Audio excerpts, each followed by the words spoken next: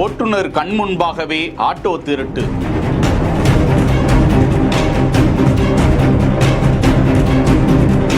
ஒரே இரவில் உருமாறிய ஆட்டோ, குறிவைத்து பிடித்த போலீஸ்.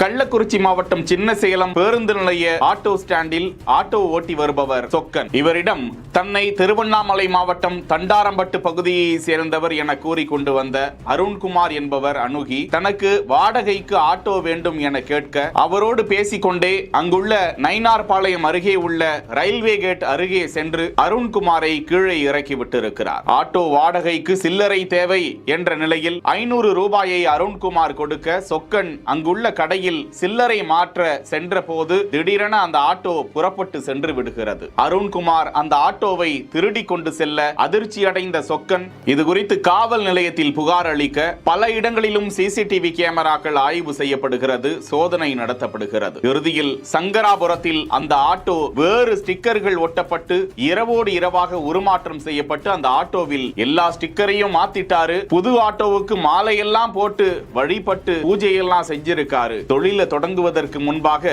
அவர் ஒரே ஒரு தவற செஞ்சிருக்காரு. அந்த ஆட்டோ எண்ணெய் மட்டும் மாற்றவில்லை. பிடித்து தூக்கிட்டாங்கப்பா நம்ம போலீஸ்.